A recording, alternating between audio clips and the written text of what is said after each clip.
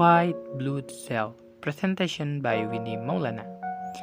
Perkenalkan, nama saya Windy Maulana, saya dari kelas 3C, semester 3, dengan NIM 2120100793 dari Prodi Pendidikan Biologi, mata kuliah Histologi, dosen pengampu Ibu Tuti Mamluatul Hikmah MPD, STKIP Pangeran dan Makusuma Indramayu.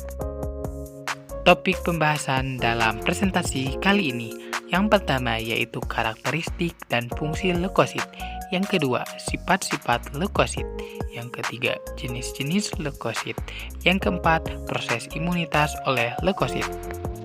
1. Fungsi dan karakteristik sel leukosit.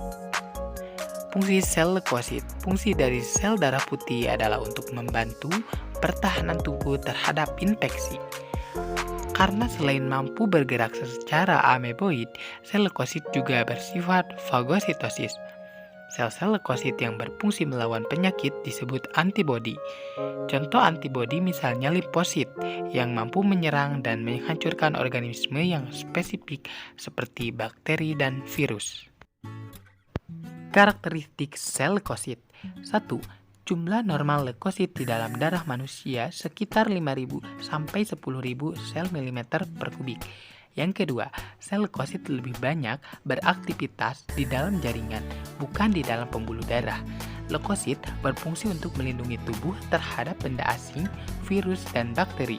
Yang ketiga, setelah diproduksi di sumsum merah tulang belakang maupun sumsum kuning tulang, leukosit bertahan di dalam sirkulasi darah hanya 1 hari sebelum masuk ke jaringan.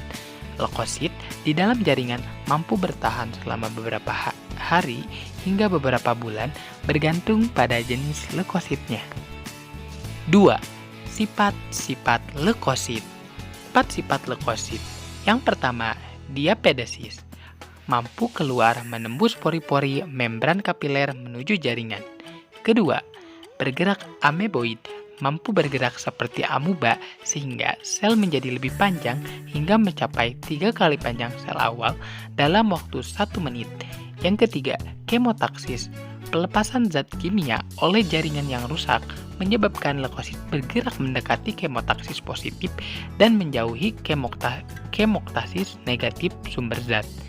Yang keempat, fagositosis, mampu menelan mikroorganisme, benda asing, dan sel darah merah yang sudah tua ataupun rusak. 3. Jenis-jenis leukosit.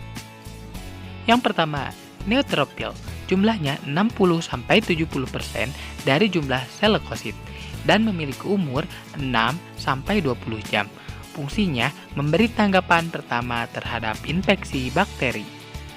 2.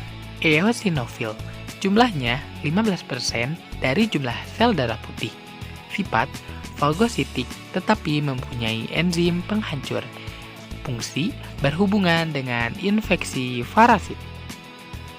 Ketiga, basofil. Fungsi granula pada basofil mengandung histamin. Histamin adalah salah satu sinyal kimia yang akan dikirim jika terjadi luka dan peradangan. Basofil bertanggung jawab untuk memberikan reaksi alergi dan antigen dengan jalan mengeluarkan histamin kimia yang menyebabkan peradangan. 4. Limfosit terbagi menjadi 3. Yang pertama, sel B berfungsi membuat antibodi yang mengikat patogen lalu menghancurkannya. Yang kedua, sel T atau CD4+ berfungsi mengkoordinir tanggapan ketahanan bakteri intraseluler. Yang ketiga, sel naturalisasi killer berfungsi membunuh sel tubuh yang tidak boleh dibunuh karena sel telah terinfeksi virus atau menjadi kanker. 5. Monosit dan makrofag, jumlahnya 5% dari jumlah sel leukosit. Kerja, monosit beredar dalam darah selama beberapa jam, kemudian berpindah ke jaringan. Dalam jaringan, monosit akan membesar dan berkembang menjadi makrofag. Makrofag merupakan sel fagositik terbesar dan paling efektif serta berumur panjang. 4. Proses imunitas oleh leukosit. Imunitas atau kekebalan adalah sistem mekanisme pada organisme yang melindungi tubuh terhadap pengaruh biologis luar dengan mengidentifikasi dan membunuh patogen serta sel tumor. Dalam hal ini, sel leukosit mampu mengidentifikasi dan membunuh patogen dengan menyerang patogen yang lebih besar melalui kontak atau dengan menelan dan lalu membunuh mikroorganisme. Jadi, dalam hal ini, fungsi dari leukosit adalah untuk pertahanan ataupun sistem imun pada manusia.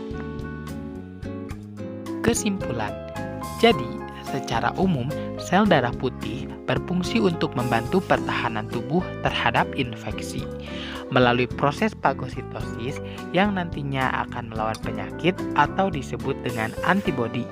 Selain sel darah putih, sekelompok sel yang tersebar luas di seluruh jaringan dan membatasi beberapa pembuluh darah dan limpa juga membantu melindungi tubuh terhadap benda asing yang masuk. Sistem tersebut yaitu sistem retikuloendotelial. Nah, itulah video presentasi yang bisa saya sampaikan. Semoga bermanfaat, semoga menambah ilmu dan pengetahuan. Wassalamualaikum warahmatullahi wabarakatuh. Terima kasih.